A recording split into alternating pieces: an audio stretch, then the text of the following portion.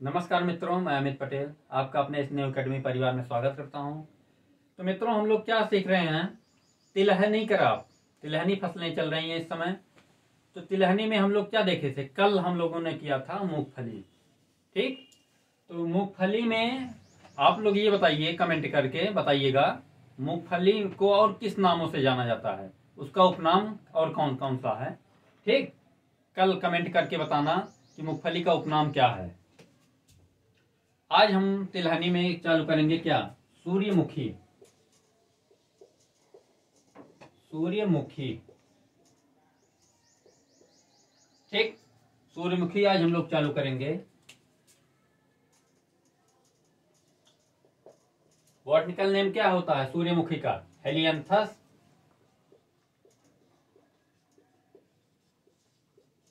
Helianthus anus.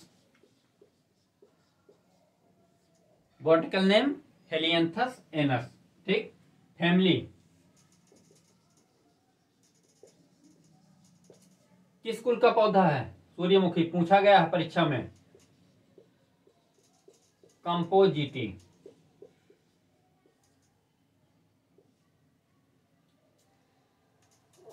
किसका है? Compositae. सूर्यमुखी कंपोजिटी कुल का है। ठीक, क्रोमोजोम नंबर कितना होता है?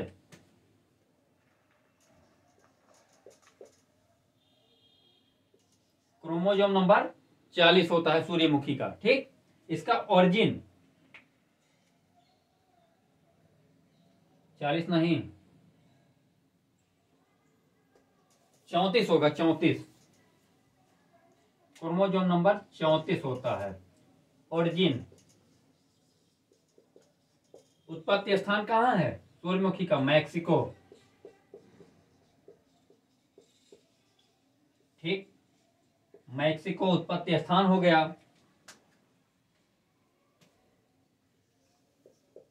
आयल परसेंट, कितना प्रतिशत तेल पाया जाता है सूर्यमुखी में? तो कितना है? 40 से 45% आयल सूर्यमुखी में होता है। ठीक, आगे देखेंगे सूर्यमुखी किस फसल, किस ऋतु में उगाई जाती है।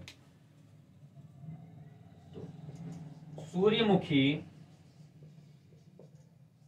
क्या है? डे न्यूट्रल प्लांट है। इसका दिन पर का, इस पर दिन का कोई प्रभाव नहीं पड़ता है।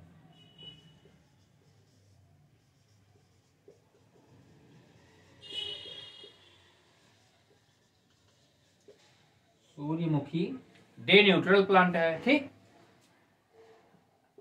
अर्थात क्या? तीनों ऋतुओं में, तीनों ऋतु में उगाई जाती है। उगाई जाती है सूर्यमुखी क्या? तीनों ऋतुओं में उगाई जाती है, चाहे खरीफ हो, रबी हो, जायद हो। खरीफ, रबी और जायद। ठीक, इतना देखिए। बॉटनिकल नेम क्या है? Helianthus anus. फैमिली कंपोजिटी है। क्रोमोजोम नंबर 34 होता है। उत्पत्ति स्थान मैक्सिको है। और तेल प्रतिशत 40 से 45% है। सूर्यमुखी डे न्यूट्रल प्लांट है, अर्थात ये तीनों ऋतुओं में उगाई जाती है, चाहे खरीफ हो, चाहे रबी, चाहे जायद। ठीक, इतना नोट कर लीजिए, आगे बढ़ा जाए। आगे देखते हैं। अच्छा, इसके बीज को क्या कहते हैं? पूछा गया प्रश्न है, सूर्यमुखी का बीज कहलाता है, तो क्या कहलाता है?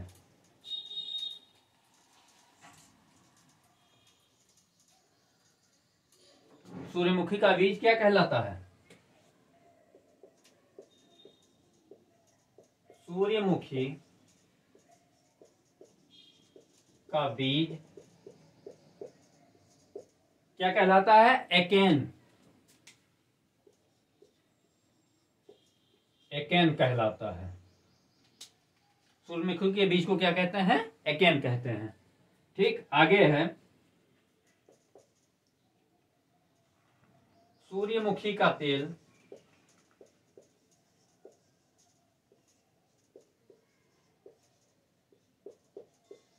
किन रोगियों के लिए अच्छा माना जाता है? का तेल हृदय रोगियों के लिए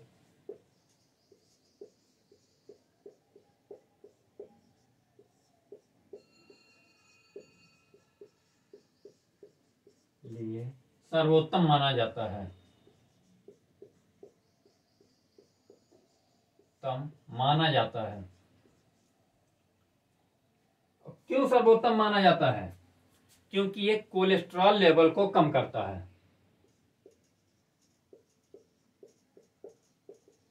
कोलेस्ट्रॉल को कम करता है। ठीक, कोलेस्ट्रॉल को ये कम करता है, इसलिए सूर्यमुखी का तेल हृदय रोगियों के लिए सर्वोत्तम माना जाता है। ठीक,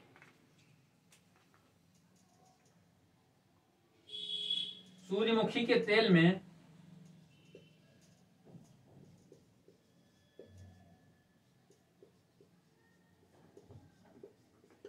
क्या पाया जाता है?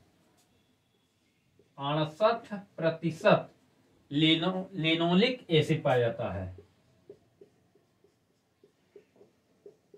लिनोलिक अम्ल पाया जाता है। यही लिनोलिक अम्ल उसकी क्वालिटी को बढ़ा देता है, पाया जाता है। ठीक, लिनोलिक अम्ल कितना पाया जाता है? 68% उत्पादन में। विश्व में सूर्यमुखी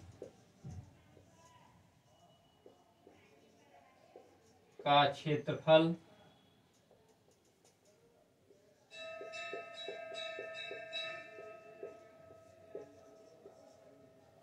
की दृष्टि से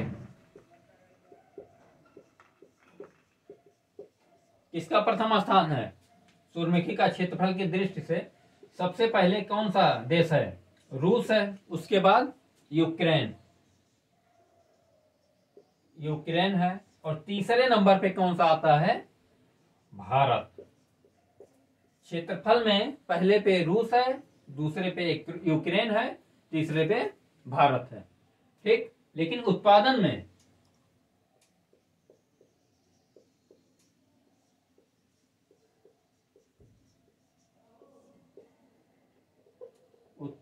में भी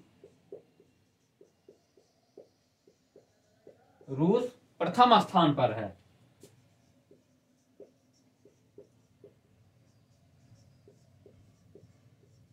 ठीक, आगे क्या है? ये तो हो गया विश्व की बात। भारत में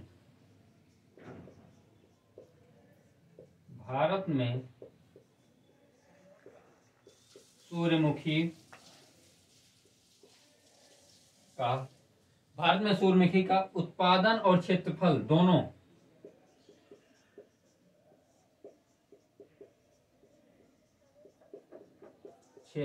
दोनों की दृष्टि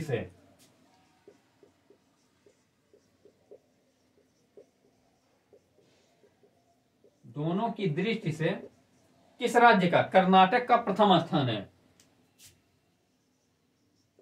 कर्नाटक प्रथम स्थान पर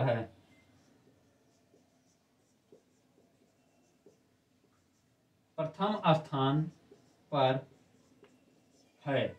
ठीक,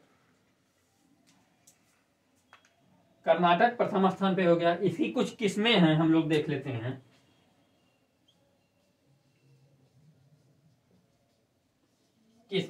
किस्म क्या क्या है? पहला तो हो गया जवाहर सूर्यमुखी।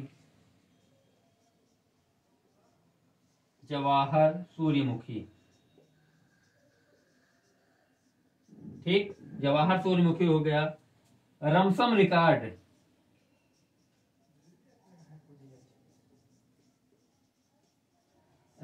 रिकॉर्ड हो गया। DRSF 108। ठीक, और एक किस्म है जो पूछा जाता है, कौन सी? मॉडर्न। ठीक, सबसे ज्यादा पूछी जाने वाली किस्म क्या है? मॉडर्न। मॉडर्न किसकी किस्म है? तो सूर्यमुखी। देख लीजिए, सूर्यमुखी का बीज एकैन कहलाता है। तेल, सूर्यमुखी का तेल हृदय रोगियों के लिए सर्वोत्तम माना जाता है क्योंकि यह कोलेस्ट्रॉल लेवल को कम करता है। सूर्यमुखी के तेल में 68% लिनोलिक अम्ल पाया जाता है। सूर्यमुखी का क्षेत्रफल की दृष्टि से रूस का प्रथम और भारत का तीसरा स्थान है। ठीक, लेकिन उत्पादन में भी रूस प्रथम पर है। और इंडिया की बात करें तो भारत में कर्नाटक जो है क्षेत्रफल और उत्पादन दोनों की दृष्टि से प्रथम स्थान रखता है। इसी किस्में क्या है? जवाहर सूर्यमुखी हो गया, रमसम रिकॉर्ड हो गया, DRSF 108 और मॉडर्न। सबसे इंपॉर्टेंट मॉडर्न ही है। ठीक, इतना नोट करिए, आगे बढ़ा जाए। आगे बढ़ते हैं।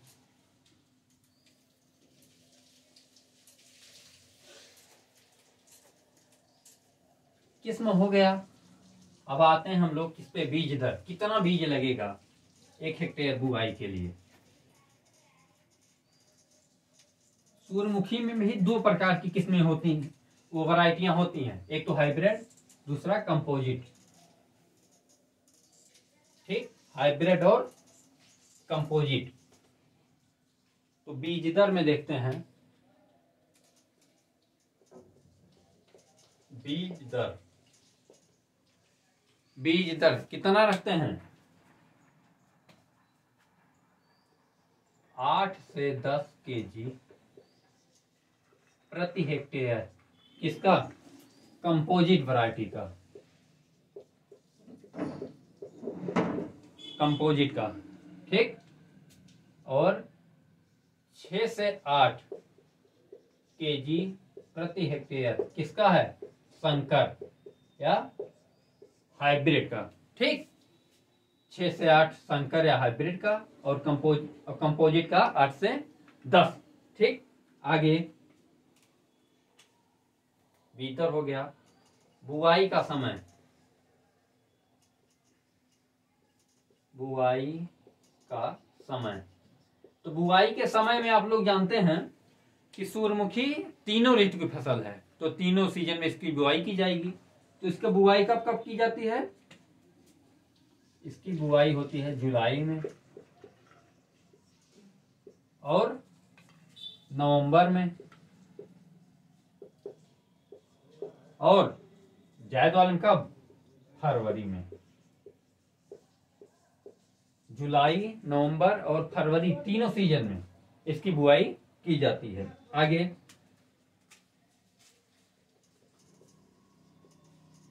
खाद एवं उर्वरक। खाद एवं उर्वरक में क्या? 10 से 15 टन FYM। 10 से 15 टन FYM लगता है इसमें। और NPK कितना लगेगा?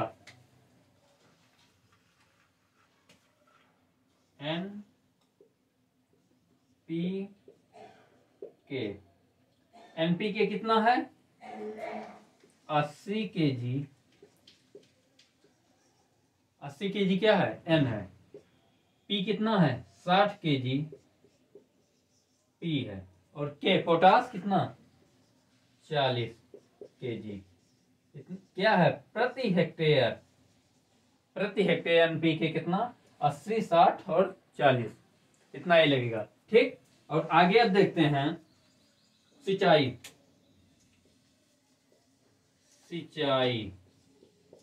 सिंचाई में कितना?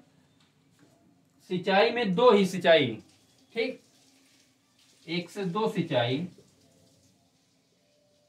1 से 2 सिंचाई उपयुक्त रहती है। 1 से 2 सिंचाई उपयुक्त रहती है।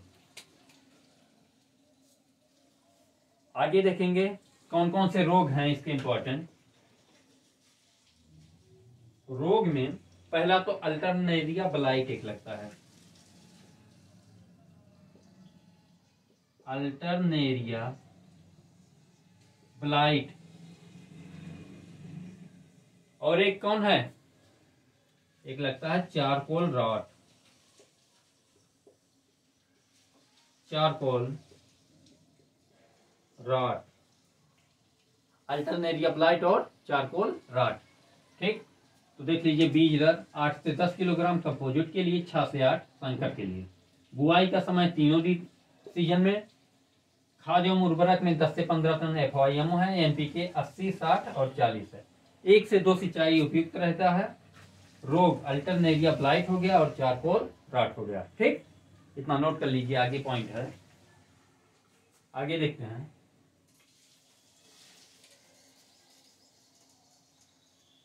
आगे अब देखेंगे हम लोग कटाई कितने दिन में फसल तैयार हो जाती है।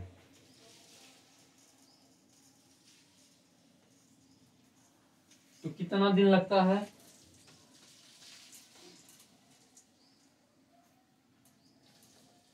कटाई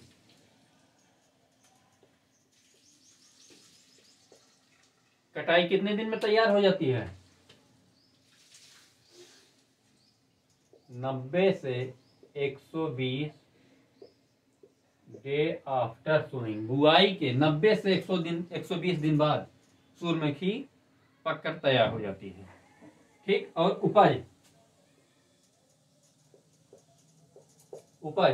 उपज में 2 प्रकार की उपज इसमें होगी। 15 से 20 कुंटल प्रति हेक्टेयर। किसकी है? Composite key. कंपोजिट की कितना? 15 से 20 कुंटल। और हाइब्रिड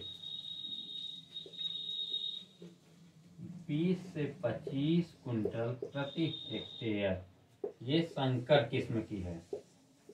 संकर किस्म की है 20 से 25 कुंटल। ठीक, और आगे एक पॉइंट इंपॉर्टेंट है, परीक्षा में पूछा जाता है।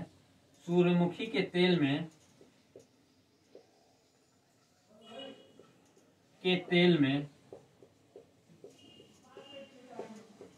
क्या कसैलापन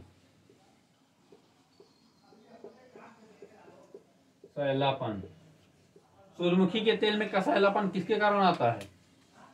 किसके कारण है? ऑक्सीडेशन।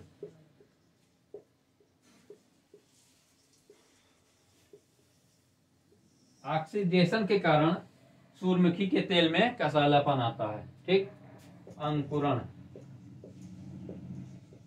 सूर्यमुखी में कौन सा अंकुरण होता है? इपीजियल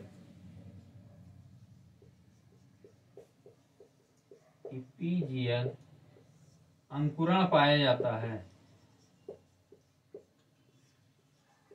अंकुरण पाया जाता है। ठीक, इपीजियल अंकुरण पाया जाता है। पर हेक्टेयर कितने प्लांट होते हैं? 50 से 60 हजार पौधे प्रति हेक्टेयर। 50 से 60 हजार पौधे प्रति हेक्टेयर होते हैं सूर्यमुखी के। ठीक, अगला पॉइंट है सूर्यमुखी के बीज में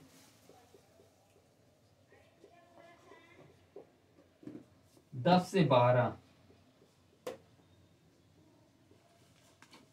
दिन पर अंकुरण आता है।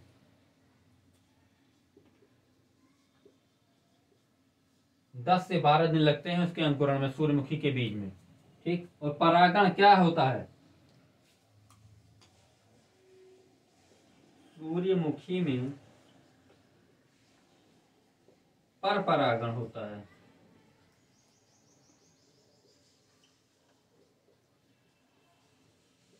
ठीक, सूर्यमुखी में पर परागण होता है।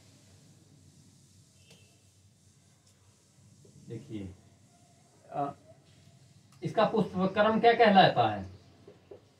पुष्पक्रम सूर्यमुखी का पुष्पक्रम क्या कहलाता है? मुंडक। ठीक, देख लीजिए कटाई कितने दिन पे? 90 से 120 दिन पे। उपज 15 से 20 कुंटल, 20 से 25 कुंटल हाइब्रिड की, और कंपोजिट की 15 से 20। सूर्यमुखी के तेल में कसैलापन यही पूछा जाता है, ऑक्सीडेशन के कारण होता है। सूर्यमुखी में कौन सा अंकुरण होता है? इपीजियल अंकुरण होता है। 50 से 60 हजार पौधे, 50 से 60 हजार पौधे प्रति हेक्टेयर होते हैं सूर्यमुखी में। सूर्यमुखी के बीज में 10 से 12 दिन के बाद ही अंकुरण आता है। सूर्यमुखी में पर परागण होता है। ठीक, तो मित्रों सूर्यमुखी तो समाप्त हुई तिलहन के फसल में। आज के लिए बस इतना ही। कल हम लोग एक नई तिलहन चालू करेंगे। कल हम लोग क्या पढ़ेंगे? कल जो पढ़ेंगे वो तिलहन भी होगी और फाइबर क्रॉप भी होगी। ठीक, तो आज के लिए बस इतना ही। जय हिंद, जय भारत, वंदे मातरम।